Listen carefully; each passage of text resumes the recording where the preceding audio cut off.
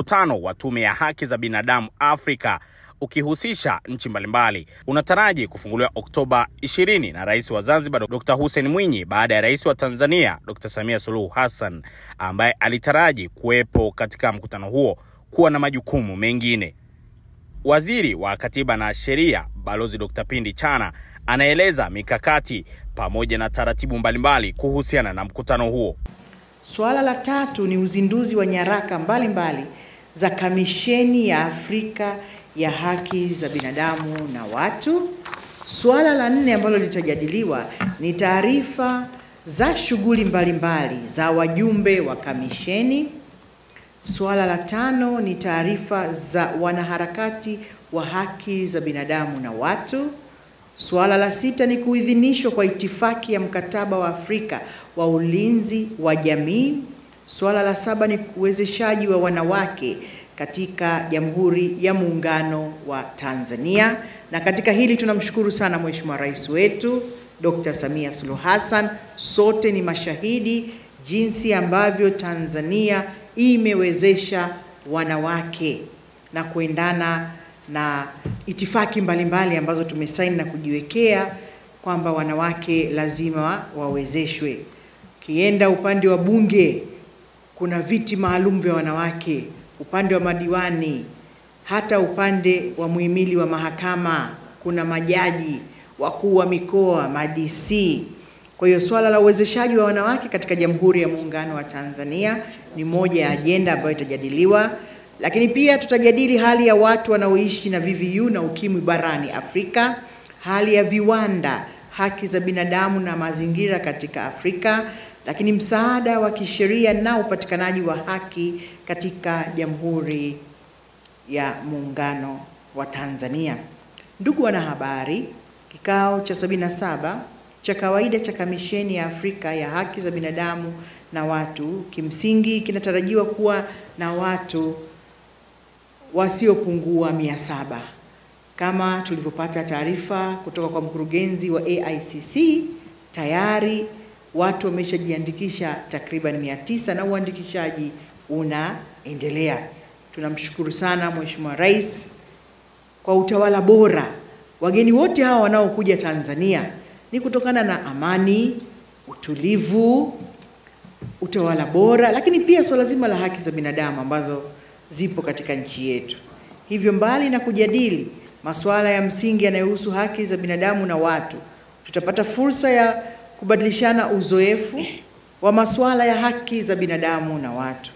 Pia tutapata fursa ya kuitangaza nchi yetu kwa mataifa mbalimbali kuhusu fursa za uwekezaji katika sekta mbalimbali ikiwemo sekta ya utalii na utajiri wa rasilimali tulizonazo. Katika hili tunaendelea kumshukuru sana Mheshimiwa Rais wetu mpendwa Dr. Samia Suluhu Hassan kwa kutuzindulia hata ile filamu ya Tanzania The Royal Tour. Hivi karibuni tumeona wageni wanamiminika ndani ya nchi yetu kuja kuangalia umaarufu, rasilimali na maajabu yaliyopo Tanzania.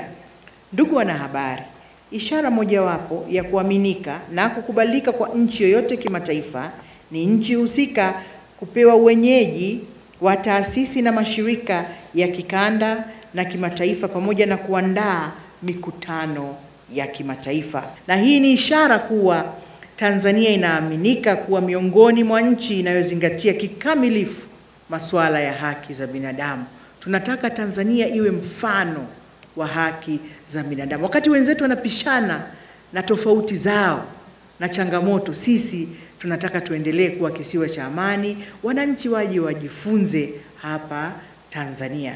Na chini ya uongozi bora wa Dr. Samia Suluhu Hassan, kwa kweli tutaendelea kuthibitisha kwamba Tanzania tuna kila sababu, tuna uwezo na nia ya kuhakikisha kwamba Tanzania ni kisiwa cha amani. Mgeni rasmi wa mkutano huu mkubwa kabisa ni Rais wetu mpendwa Dr. Samia Suluhu Hassan.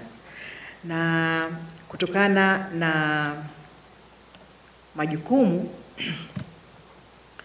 kwa niaba yake anakuja Rais Dr. Hussein Ali Mwinyi, Rais wa Serikali ya Mapinduzi Zanzibar. na mkutano huu tunatarajia kufungua kesho tarehe 20 hapa Arusha. Kama jinsi unavyojua Mheshimiwa Waziri, AICC ina dhamana ya kuandaa mikutano mikubwa kama hii ambayo inaleta faida kubwa katika uchumi wa taifa na hasa katika mji unaohost mikutano hii. Hapa kwetu Arusha, wafanyabiashara walio wengi wanafaidika sana na uwepo wa mikutano kama hii. Kwa ridhaa yako Mheshimiwa Waziri, ningependa tu kushare na wewe lakini pia na wageni waalikwa umuhimu wa mkutano huu wa 77 wa Tume ya Afrika ya Haki za Watu na Binadamu. AICC ni member wa association inayoitwa ICA ambayo huwa inafanya tafiti na kuonyesha faida za mchango wa mikutano kama hii katika bara la Afrika. Ningependa tu kuwasilisha taarifa fupi ya kwamba data au takwimu za mwaka jana, wageni wanaokuja kwenye mikutano kama hii, Mheshimiwa Waziri, kwa wastani mkutano huo unakuwa na watu 400. Na hawa watu 400 wakikaa kwa muda wa siku 4, kila mmoja hapa Afrika anatumia kama dola 290, ambayo ni kama shilingi laki sita za Kitanzania.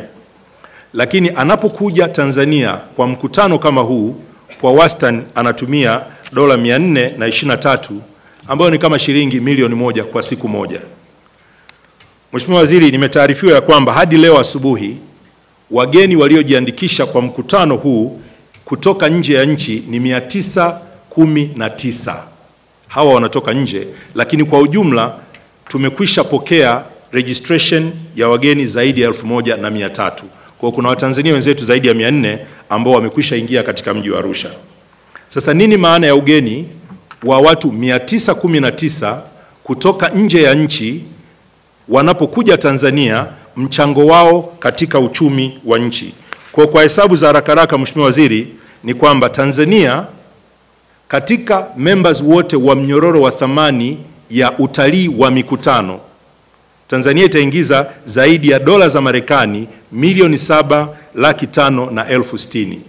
Naomba nirudie hesabu hizi Mheshimiwa Waziri, kwa sababu serikali ya Jamhuri ya Muungano wa Tanzania ikiongozwa na jemedari wetu mkuu Mheshimiwa Rais amefanya kazi kubwa sana ya kuweza kutangaza nchi na kuifungua nchi. Mheshimiwa Rais amefanya kazi hiyo kupitia uzinduzi wa filamu ya Royal Tour, lakini kwa kualika viongozi wa nchi na organizers wa mikutano mbalimbali.